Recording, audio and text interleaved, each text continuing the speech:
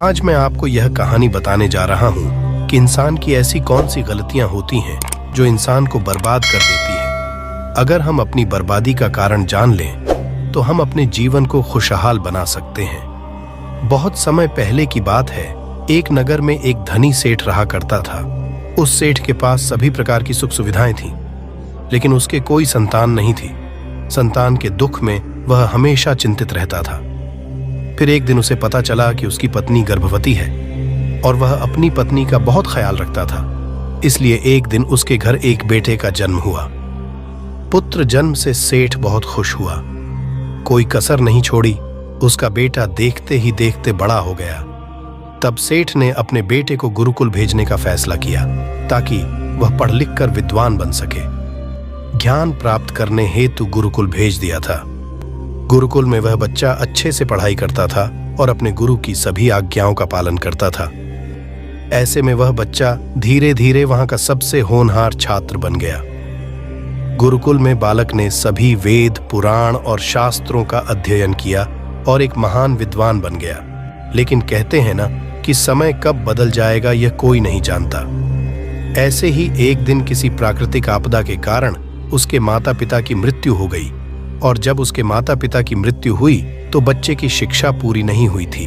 और जब बच्चे ने खबर सुनी कि उसके माता पिता अब इस दुनिया में नहीं हैं और उसका सब कुछ बर्बाद हो गया है, तो लड़का इस सांसारिक मोह में बह गया।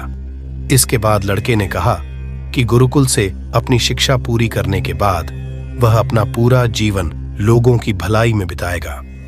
फिर जब बालक की शिक्षा पूरी हुई तो उसके बाद बालक साधु बन गया और वह सांसारिक चीजों से दूर हिमालय के जंगल में चला गया। अध्यापन को विश्राम देते हुए समय के साथ उनके सन्यासी की चर्चा चारों ओर होने लगी और दूर दूर से लोग उनके पास शिक्षा लेने के लिए आने लगे और बहुत से लोग अपनी समस्याओं का समाधान पाने के लिए भी उनके पास आने लगे। वह समस्याओं का समाधान बड़ी आसानी से कर देता था, जिससे वह पूरे राज्य में प्रसिद्ध हो गया। परंतु जिस नगर में वह रहता था वहां का राजा क्रूर व्यक्ति था। जब राजा को तपस्वी के बारे में पता चला तो उन्होंने तपस्वी से मिलने का फैसला किया। अगली सुबह राजा तपस्वी से मिलने के लिए अपने महल से निकल गया और फिर वह उसकी कुटिया की ओर गया और वहां पहुंचकर राजा ने जब उसे साधु के रूप में देखा तो वह उसे देखता ही रह गया। उसके चेहरे पर एक अलग ही तेज था। जब वह साधु के पास पहुंचा तो उसे असीम शांति का अनुभव हुआ। साधु को प्रणाम किया और उसके पास बैठ गया और उससे बातें करने लगा। वह राजा पहली ही मुलाकात में साधु के व्यक्तित्व से इतना प्रभावित हुआ कि उसी समय से उसने अच्छाई के रास्ते पर चलने का फैसला कर लिया। और मैं सोचने लगा कि इतनी सी मुलाकात में यह साधु मुझे इतना बदल सकता है, तो ऐसा हमेशा रहेगा। यदि तुम मेरे साथ रहोगे तो मेरा जीवन बदल जाएगा। और यह सोचकर राजा साधु से अपने महल में चलने का अनुरोध करने लगा। राजा का आग्रह सुनकर सन्यासी माना नहीं कर पाया और वो राजमहल चलने को तैयार हो गए। तब राजा सन्यासी को महल की ओर ले गए। महल पहुंचकर राजा ने साधु की बहुत खातिरदारी की और उसके बाद राजा ने साधु को एक दाहिने कमरे में भोजन कराया। भोजन के समय साधु ने राजा को धन्यवाद दिया और राजा से जाने की अनुमति मांगी। ये सुनकर राजा ने कहा कि आप हमारे बाग में जब तक चाहे तब तक रह सकते हैं। आपको यहाँ किसी भी प्रकार की असुविधा नहीं होगी और आप यहाँ रहेंगे तो हमारे लोगों को भी अच्छा लगेगा और हमें भी अच्छा लगेगा। ये सुनकर साधु ने राजा का प्रस्ताव स्वीकार कर लिया। राजा के आदेशानुसार सेवकों ने एक सुंदर कुटिया बनाई। उसके बाद साधु उसी कुटिया में रहने लगा। राजा ने उनकी बहुत सेवा की, लेकिन कई वर्षों के बाद राजा और रानी को किसी जरूरी काम से दूसरे राज्य में जाना पड़ा। लेकिन उन्होंने साधु की सेवा के लिए एक सेवादार नियुक्त कर दिया। लेकिन राजा के जाने के बाद वह सेवादार बीमार पड़ गया और अपने घर चले गए और कभी लौटकर वापस नहीं आया। तो तपस्वी को गुस्सा आ गया और उसने राजा को खूब खरी खोटी सुनाई और राजा से कहा कि जो जिम्मेदारी आप पूरी नहीं कर सकते वह जिम्मेदारी आप क्यों लेते हो। तब राजा ने तपस्वी से पूछा और कहा कि सन्यासी, क्या मुझसे कोई गलती हो गई है? तो इसके लिए मैं आपसे क्षमा मांगता हूं। कृपया मुझे क्षमा करें और मेरा क्रोध शांत करें। और बताएं कि क्या हुआ था। यह सुनकर साधु ने उससे कहा कि तुम्हारे जाने के बाद मुझे यहाँ किसी ने भोजन नहीं दिया और मुझे कई दिनों तक कष्ट सहना पड़ेगा। यहाँ आकर मैं भूखा रहा और किसी ने मुझसे मेरा हाल भी नहीं पूछा। यह सुनकर राजा ने तपस्वी से माफी मांगी और कहा कि आज के बाद ऐसी गलती नहीं होगी। फिर कुछ देर बाद मामला शांत हुआ। जब राजा और तपस्वी के बीच बातचीत चल रही थी, रानी भी छुपकर सुन रही थी यह सारी बातचीत। उसके बाद राजा ने उसे तपस्वी से शिकायत का मौका नहीं दिया और उसकी खूब सेवा की। लेकिन कुछ दिनों के बाद राजा को किसी जरूरी काम से अपने राज्य से बाहर जाना पड़ा। लेकिन इस बार राजा ने राज्य से बाहर जाने से पहले अपनी रानी से कहा कि जब तक मैं ना आऊं तब तक तुम स्वयं ही उस तपस्वी की देखभाल करोगी। यह सुनकर रानी बोली, हाँ महाराज, आप अवश्य जाइए, मैं सन्यासी महाराज की अच्छी देखभाल करूंगी। बाद में रानी प्रतिदिन भोजन बनाकर सन्यासी महाराज के पास भेजती थी। लेकिन एक दिन रानी स्नान करने चली गई और साधु को भोजन देना भूल गई। भोजन क्यों नहीं आया, इसके बाद साधु ने सोचा कि वह स्वयं महल में जाकर देखेगा कि अब तक भोजन क्यों नहीं आया। और फिर वह महल में पहुंच गया। जब वह महल के अंदर पहुंचा तो वहां उसकी नजर रानी पर पड़ी। रानी के लंबे लंबे गाने, काले केस जो कि उसकी कमर पर लहरा रही थी, उसकी कजरारी आंखें जो देखने मात्रा से ही घायल कर दे, उसकी हिरानी जैसी चाल। रानी के इतने सुंदर रूप को देखकर सन्यासी चकित हो गया और रानी की सुंदरता सन्यासी के मन में घर कर गई और वह वहां से बिना कुछ कहे ही अपनी कुटिया में लौट आया। सन्यासी रानी के रूप की सुंदरता को भुला ना सका और वह खाना पीना छोड़कर अपनी कुटिया में पड़ा रहा। उसने कई दिनों तक कुछ भी नहीं खाया, जिस वजह से वह बहुत कमजोर हो गया। फिर कुछ समय बाद राजा वापस लौटे और जब उसे सन्यासी की हालत का पता चला तो वह सीधे सन्यासी के पास पहुंच गए और बोले कि ही भगवान, क्या बात है, आपको क्या हो गया और आप इतने कमजोर कैसे हो गए? किस गहरी सोच में डूबे हो? क्या मुझसे कोई गलती हो गई है? तब साधु ने कहा, नहीं राजन, आपने कोई गलती नहीं की है। यह सुनकर राजा बोले, तो फिर क्या बात है, आप मुझे बताएं, मैं आपकी समस्या का समाधान अवश्य करूंगा। यह सुनकर तपस्वी ने राजा से कहा कि आपकी रानी की अद्भुत सुंदरता को देखकर मैं उसकी सुंदरता पर मोहित हो गया हूं और अब मैं रानी के बिना नहीं रह सकता। यह सुनकर राजा हैरान हो गया और कुछ देर सोचने के बाद राजा ने उसे सन्यासी से कहा, मैं आपको रानी दे दूंगा। यह सुनकर सन्यासी बहुत प्रसन्न हुआ। फिर राजा सन्यासी को लेकर महल चले गए और जब राजा और सन्यासी महल पहुंचे तो उस दिन रानी ने अपने सबसे सुंदर वस्त्र और आभूषण पहने थे। फिर राजा रानी के पास गया। राजा ने रानी से कहा कि इस साधु की मदद करनी चाहिए, वह बहुत कमजोर स्थिति में जा चुका है और मैं नहीं चाहता कि एक बुद्धिमान व्यक्ति की हत्या का कलंक मेरे सिर पर लगे। राजा की यह बात सुनकर रानी ने राजा से पूछा कि आखिर इन सन्यासी के इस दुख का कारण क्या है। तो राजा ने रानी से कहा कि सन्यासी आपकी अद्भुत सुंदरता के दीवाने हो गए हैं राजा की। यह बात सुनकर रानी ने कहा कि राजन, आप चिंता मत करिए, अब आप सब कुछ मेरे ऊपर छोड़ दीजिए। मुझे पता है कि मुझे अब क्या करना है।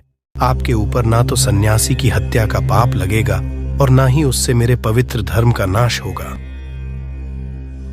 रानी की यह बात सुनकर राजा ने रानी को सन्यासी को सौंप दिया। उसके बाद सन्यासी रानी को लेकर कुटिया पर पहुंचे। जब रानी सन्यासी की कुटिया पर पहुंची, रानी ने सन्यासी से कहा कि हमें रहने के लिए घर चाहिए, हम इस झोपड़ी में नहीं रह सकते। यह सुनकर सन्यासी राजा के पास गया और राजा से जाकर बोला कि हे राजन, हमें रहने के लिए घर चाहिए। सन्यासी की बात सुनकर राजा ने उनके लिए एक घर का प्रबंध कर दिया। फिर सन्यासी रानी को लेकर घर पहुंचा। जब रानी सन्यासी के साथ उसके घर पर पहुंची तो रानी ने सन्यासी से कहा कि यह घर तो बहुत गंदा है और इसकी हालत बहुत खराब है, मैं इस घर में नहीं रह सकती। यह सुनकर सन्यासी फिर से राजा के पास गया और राजा के पास जाकर बोला कि ही राजन, जो आपने हमें घर दिया है उसे घर की हालत बहुत खराब है। सन्यासी की बात सुनकर राजा ने उसे घर की हालत ठीक करवा दी। उसके बाद फिर रानी घर के अंदर गई और नहा धोकर बिस्तर पर आ गई। तभी साधु भी बिस्तर पर आ गया। फिर उसके बाद रानी ने साधु से कहा कि आप जानते हैं कि आप कौन हैं और क्या बन गए हैं। आप एक महान साधु थे, जिनके लिए राजा स्वयं सभी आवश्यक चीजें उपलब्ध कराते थे, जिनके पास दूर दूर से लोग ध्यान प्राप्त करने आते थे, जो लोगों को सत्य का मार्ग दिखाते थे, जो लोगों की समस्याओं का समाधान करते थे, जिन्हें सभी लोग गुरु मानते थे, जिसे सब लोग भगवान मानकर पूजते थे। और आज आप वासना के कारण मेरे गुलाम हो गए हैं रानी की। यह बात सुनकर साधु को झटका लगा और उसे एहसास हुआ कि वह एक साधु है और यह सब क्या कर रहा है। वह ये सब सुख सुविधाएं छोड़कर शांति की तलाश में जंगलों में चला गया था। जोर जोर से रोने लगा और चिल्लाने लगा और रानी से कहने लगा कि मुझे क्षमा कीजिए महारानी, मैं ये क्या करने जा रहा था। मैं अभी आपको राजा को सौंप कर आता हूं। सन्यासी की बात सुनकर रानी ने सन्यासी से प्रश्न किया कि साधु महाराज, मेरे मन में एक प्रश्न उठ रहा है, कृपया मेरे प्रश्न का उत्तर दीजिए। रानी की बात सुनकर सन्यासी ने कहा कि पूछो, तुम्हारा क्या प्रश्न है। फिर रानी ने कहा कि जब आपको उस दिन भोजन नहीं मिला तो आप बहुत क्रोधित हो गए। तब मैंने आपके ये रूप पहली बार देखा था और तभी से मैं आपके व्यवहार में परिवर्तन महसूस कर रही थी। ऐसा क्यों हुआ साधु महाराज, आखिर आपको इतना क्रोध क्यों आया। रानी की बात सुनकर सन्यासी ने रानी को समझाया कि जब मैं जंगल में था तो मुझे समय पर भोजन भी नहीं मिलता था, लेकिन जब मैं महल में आया तो महल में आने के बाद मुझे सारी सुख सुविधाएं मिली और फिर मैं इन सभी सुख सुविधाओं के मोह में फंस गया और मुझे इसके प्रति लगाव उत्पन्न हो गया और फिर मुझे इसको पाने का लालच उत्पन्न हो गया और जब मुझे यह नहीं मिला तो मेरे अंदर क्रोध उत्पन्न हुआ। फिर सन्यासी ने कहा कि महारानी, सच तो यह है कि अगर इच्छा पूरी नहीं हो तो क्रोध उत्पन्न होता है और अगर इच्छा पूरी हो जाए तो लालच बन जाता है। फिर सन्यासी ने रानी से कहा, यह इच्छा की पूर्ति ही मुझे वासना के द्वार तक लेकर आई है और मैं आपके प्रति आकर्षित हो गया। इसके बाद वो सन्यासी रानी को लेकर राजा के पास गया और बोला कि राजन, मुझे क्षमा कर दीजिए, मुझे अपनी गलती का एहसास हो गया है। ये लो आपकी रानी, मुझे यह सब नहीं चाहिए। मैं अपनी इच्छा के वशीभूत होकर यह गलत कार्य करने जा रहा था और अपने जीवन को बर्बाद कर रहा था, लेकिन अब मुझे सब कुछ समझ आ गया है। उसके बाद उसे सन्यासी ने कहा कि हे राजन, मनुष्य की बर्बादी का कारण उसकी 4 आदतें बनती हैं और दुनिया की हर एक व्यक्ति के अंदर यह 4 अवगुण होते हैं, लेकिन जो व्यक्ति इन पर नियंत्रण का लेता है वह दुख और परेशानियों से बच जाता है। वहीं जो व्यक्ति इन 4 दोषों पर नियंत्रण नहीं कर पाता है वो बर्बाद होने के कगार पर पहुंच जाता है। यह सुनकर राजा ने कहा कि महाराज, आप मुझे वो 4 आदतें बताइए जिससे कि मनुष्य की बर्बादी हो जाती है। फिर सन्यासी ने राजा को मनुष्य को बर्बाद करने वाली आदतों के बारे में बताया कि हे राजन, मनुष्य को बर्बाद करने वाली पहली आदत है इच्छा, क्योंकि इच्छा ही दुनिया की हर एक व्यक्ति के अंदर सबसे पहला अवगुण होता है और जो व्यक्ति अपनी इच्छाओं को नियंत्रण में नहीं रख पाता है वह जीवन के किसी भी क्षेत्र में सफल नहीं हो पाता है, क्योंकि जैसे ही उसकी एक इच्छा पूरी होती है वह दूसरी की ओर बढ़ाने लगता है और दूसरी पूरी होती है तो तीसरी इच्छा उसके मन में जागृत हो जाती है और फिर ऐसे करते करते इच्छाओं पर नियंत्रण न होने के कारण इसी जाल में उलझा रहता है और दुखी रहता है। इसीलिए राजन, जब हम इच्छाओं पर नियंत्रण पा लेते हैं तो हम हमारे मन पर भी नियंत्रण पा लेते हैं और जब हमारा मन हमारे बस में होता है तो हमें सुखी प्राप्ति होती है। फिर जो हम चाहते हैं वही हमारे साथ होता है। फिर सन्यासी कहता है कि हे राजन, मनुष्य को बर्बाद करने वाली दूसरी आदत है वासना।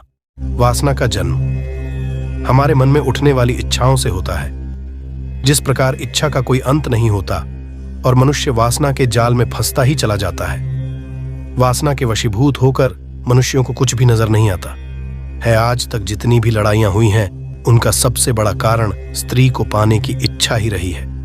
स्त्री के प्रेम में वशीभूत होकर राजा महाराजाओं ने आज से पहले बहुत सारे युद्ध किए हैं। रावण भी संसार का सबसे बुद्धिमान व्यक्ति था, लेकिन उसने भी माता सीता की सुंदरता की जाल में फंसकर अपना सब कुछ बर्बाद कर लिया। उसकी मृत्यु का कारण एक स्त्री ही बनी थी। कई राजा महाराजा तो युद्ध में इसलिए हार गए क्योंकि वो लोग स्त्रियों से रासलीला रचने में ही रह गए। ईश्वर ने तो स्त्री की उत्पत्ति इस संसार को बढ़ाने के लिए की है, लेकिन आजकल लोगों ने इसे अपनी वासना का शिकार बना लिया है, अपने मनोरंजन का साधन समझने लगे हैं। और जब उन्हें अपना यह मनोरंजन नहीं मिलता तो वो पागल हो जाते हैं और ना जाने क्या क्या कर बैठते हैं। इसीलिए हे राजन, जितना हो सके उतना वासना से दूर रहना चाहिए। फिर सन्यासी कहता है कि हे राजन, मनुष्य को बर्बाद करने वाली तीसरी आदत है क्रोध, क्योंकि जब मनुष्य की वासना की पूर्ति नहीं होती है तो उसके अंदर क्रोध उत्पन्न हो जाता है, और जब व्यक्ति को क्रोध आता है तो उसे पर उसका नियंत्रण नहीं होता है, और फिर वो क्रोध में आकर कहीं गलत निर्णय ले लेता है। वो दूसरों को भला बुरा कह देता है, गलियां निकल देता है, और जब उनका क्रोध शांत होता है तो उन्हें अपनी गलती का एहसास हो जाता है, लेकिन तब तक तो सब कुछ बर्बाद हो चुका होता है। क्रोध के कारण मनुष्य के कई बने बनाए काम भी बिगड़ जाते हैं। जब मनुष्य के भीतर क्रोध उत्पन्न होता है तो वो अंदर से बहुत कमजोर हो जाता है, और एक कमजोर मनुष्य कुछ भी नहीं कर सकता है, उसे कभी भी सफलता हासिल नहीं हो सकती।